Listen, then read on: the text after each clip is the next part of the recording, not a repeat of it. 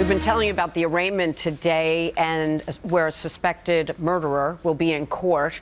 And it's raised a lot of questions about federal and local officials and policies and immigration, specifically deportation, after that murder last week of Catherine Steinle, allegedly by this illegal immigrant who had 7 arrests and also, in addition to the record, had been deported 5 times. Leslie Marshall is a syndicated radio talk show host and a Fox News contributor. David Webb, host of the David Webb Show on Sirius XM's Patriot Channel, columnist as well for The Hill and a Fox News contributor. And I imagine this has been the subject of both your radio shows.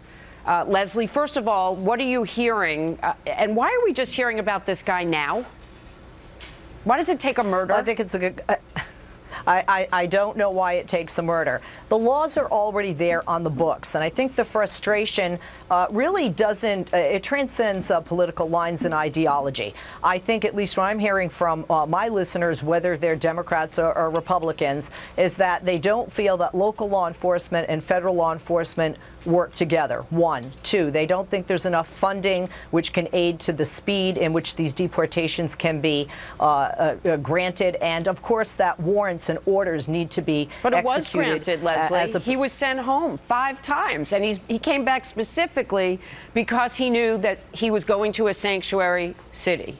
Is that the problem, sanctuary cities? Leslie, and then David. I think each city needs to look at its own issues. In San Francisco, this is an issue. But one of the reasons I think that San Francisco and other cities don't look at sanctuary status as being a problem is that the overwhelming number of crimes that are committed in these cities and throughout the United States are not committed by illegal immigrants. In San Francisco, there were 4 murders around this murder by legal immigrants, by American citizens, quite frankly. Okay, yes, this gets the play, especially on the heels of what Donald Trump said. But this does not mean that sanctuary status will go away. We're going to get to that. We'll definitely, David. I mean, first of all, Leslie conflates 2 issues. We're not talking about murders committed by criminals in this country. We are now talking about a criminal illegal alien.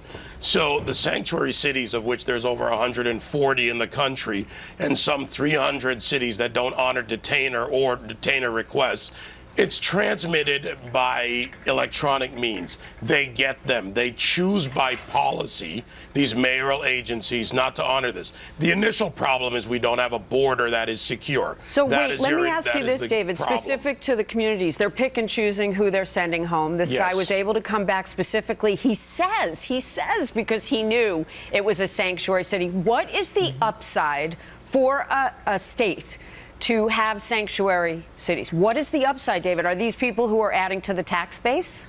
They have no upside to this because they're actually an economic burden. When you break down the numbers of the cost of illegals, the cost of entitlements, the cost of things that they get because they shouldn't at taxpayer expense in the form of benefits or even medical treatment.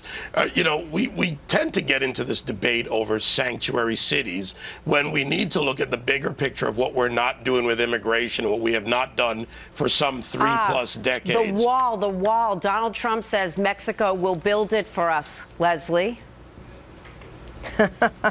Really? And is Mexico going to pay to build it, or is Donald going to just do that off of his own checking account? The reality is, the higher it is, the wider it is, the deeper it is, they'll go around it, they'll get a bigger ladder. We've heard all of the cliches. Let me ask both of you, David, let me ask both of you, because Donald Trump actually came out. This is what he said. Let me just read one quote, get a quick reaction from both of you. The Mexican government is forcing their most unwanted people into the United States. Well, that's a very general statement, I assume, but there are in many cases, and he does say in many cases, criminals, drug dealers, rapists, etc.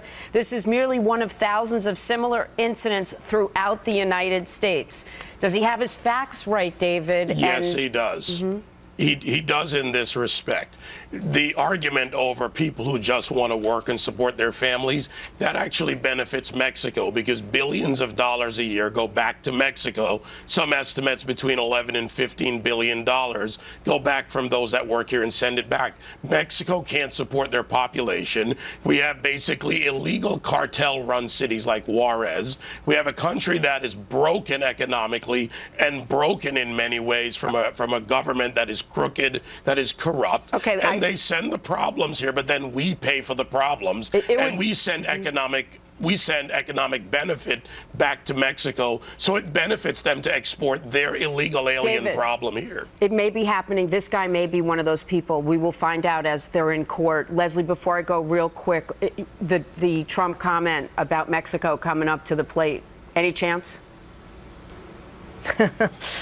Look, says it all. I have to just say, you have to have the facts. The facts are the majority of crimes in this country are committed by white American males, whether we like it or not. Okay, David, it is not factual that Mexico sends these people here. I'm going to get arrested, or at least the hook, if I don't leave it there. I'm going to tune into both your shows because I know that's going to be a big topic today, and I really appreciate your time. Thank you. American lives matter. Thank you. Bye, guys.